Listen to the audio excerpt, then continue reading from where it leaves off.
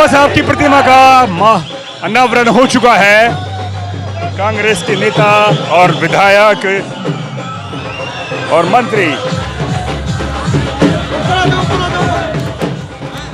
बिल्कुल अब तस्वीर देखें। जय भीम।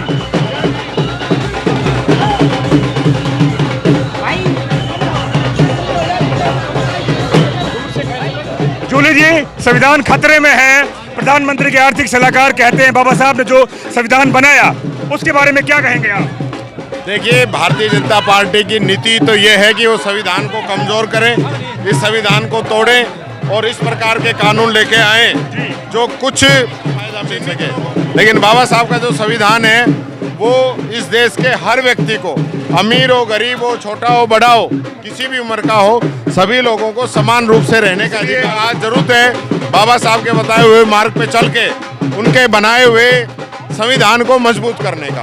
कल तक तो छोटे मोटे नेता बोलते थे, आर्थिक सलाहकार ने जो बात बोली है और उसकी कोई अभी तक ऊपर से मना नहीं किया है। तो आपको लगता है कि 2024 में गलती से अगर बीजेपी आ जाती है तो ये बड़ा काम वो करेंगे और दलितों का जो अधिकार है संविधान का वो खतरे में पड़ सकता है? देखिए, पहले भी उन्होंने, और ये संविधान सिर्फ दलितों को ही ताकत नहीं देता है, ये संविधान इस देश के हर व्यक्ति को ताकत देता है जी। इसलिए हम तो पहले से ही कह रहे हैं कि भारतीय जनता पार्टी संविधान को कमजोर करना चाह रही है।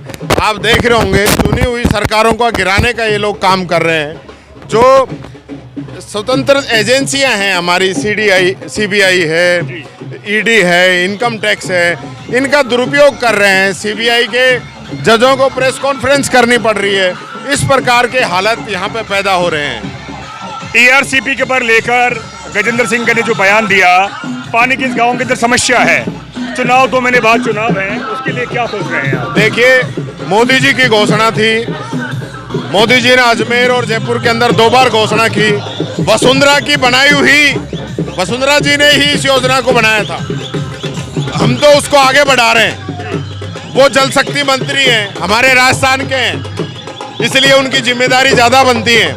वो अपनी जिम्मेदारी से बचना चाह रहे हैं, राजस्थान की जनता का भला नहीं करना चाह रहे हैं। 25 सांसद राजस्थान से जीत के गए हैं, राजस्थान की जनता के लिए वो लोग क्या बात कर रहे हैं ये जनता पूछ रही है। आज ईआरसीपी इतनी महत्वपूर्ण जरूरत है। अगर अलवर के अंदर पानी नहीं आया तो मैं समझता हूँ 5-7 साल के बाद में लोगों को पलायन करना पड़ेगा पानी की वजह से।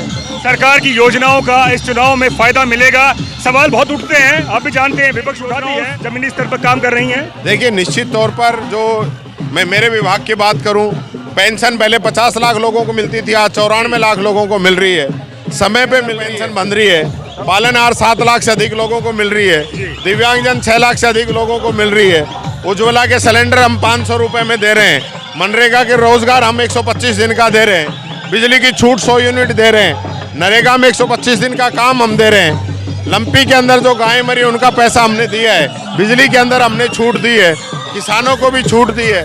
ये सारी चीज़ें धरातल पे जनता के सामने आंकड़े बता रहे हैं। डायरेक्ट डीबीटी है, सीधा पैसा खाते के अंदर आ रहा है, तो किसी से पूछने की जरूरत कहाँ है कि इनका लाभ मिल रहा है कि नहीं मिल रहा है। बहुत बहुत शुक्रिया, शुभकामनाएं चुनाव के लिए, आप लड़े और शुभकामनाएं। तो ये थे हमारे साथ टीकाराम जूली जी, सामाजिक अधिकारिता मंत्री। बाबा साहब डॉक्टर भीमराव अंबेडकर साहब की प्रतिमा का अनावरण किया है। हम बात करेंगे दीपचंद खेरिया से भी और अन्य नेताओं से भी। बाबा साहब का विचार जन जन तक पहुंचे, यही पूरा आवाम चाहता है और यही पूरा इस समय मैं दिखाना चाहूँगा। दिखा दें, बिल्कुल ये तस्वीर अपने आप में मैनपुर गांव में एक बड़ी तस्वीर है।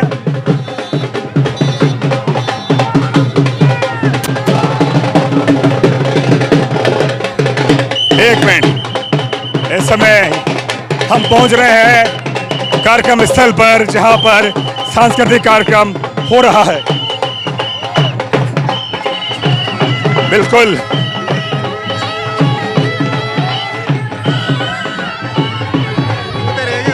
हाँ, लाओ पहन किया जाओ।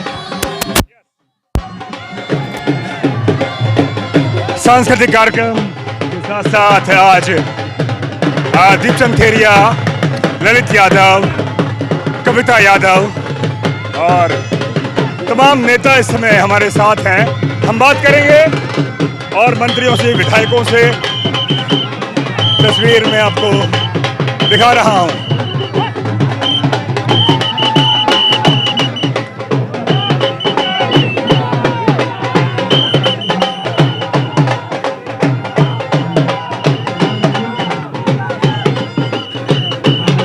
बिल्कुल हम इस समय कार्यक्रम स्थल पर पहुंच गए हैं।